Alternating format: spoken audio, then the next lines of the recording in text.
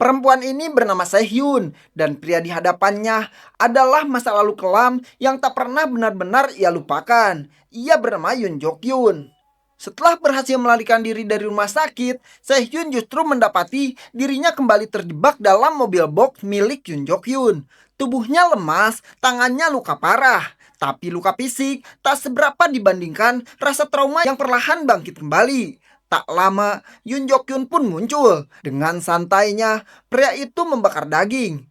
Seperti tak terjadi apa-apa. Melihat Sehyun yang mulai sadar, ia menyuruh si bocil, anak kecil yang bersama mereka, membuka ikatan Sehyun. Dan dia menyuruh Sehyun untuk santai dan makan bersama. Tak punya pilihan, Sehyun pun akhirnya duduk. Tapi bukan karena lapar, melainkan karena ingin tahu apa yang sebenarnya menjadi tujuan pria itu. Dengan tatapan tajam, Sehyun bertanya, kenapa Yoon Jok Yun menjadikan dirinya sebagai tersangka dan apa maunya sebenarnya? Dan dengan senyum tenang, Yoon Jok Yun pun menjawab, dia melakukan semua itu agar Sehyun kembali kepadanya dan menjadi asistennya seperti dulu. Ucapan itu membuat Sehyun semakin muak, tapi ia tetap bertanya, kalau dirinya kembali, bagaimana dengan nasib bocil itu? Dan mau diapakan bocil itu?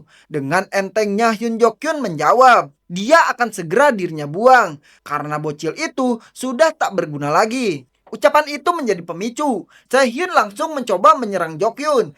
Tapi pria itu terlalu kuat. Dengan mudahnya ia membalikan keadaan, bahkan merebut pisau di tangan Sehyun. Dan saat itulah Sehyun kembali terpental ke masa lalu. Bayangan masa kecilnya muncul. Saat itu, Yoon Jok Yun menyuruh Sehyun kecil membersihkan mobil box yang berlumur noda merah. Padahal hari itu adalah hari ulang tahun Sehyun. Ia yang saat itu bahagia menunggu hadiah dari kakaknya, justru disambut perintah membersihkan jejak kejahatan. Sementara itu, di masa kini, semua semakin rumit. Hongju, korban yang sudah diduga meninggoy, ternyata masih hidup. Ia kini memberikan kesaksian mengejutkan. Justru Sehyunlah yang menyelamatkannya. Chang Jin yang mendengar hal itu langsung bingung. Kalau bukan Sehyun pelakunya, lalu siapa? Dan ketika ditanya siapa yang menyerangnya dulu, Hongju pun menjawab, aku tak melihat wajahnya, tapi aku mencium bau sabun cuci baju. Seketika, teka-teki ini punya satu benang merah baru.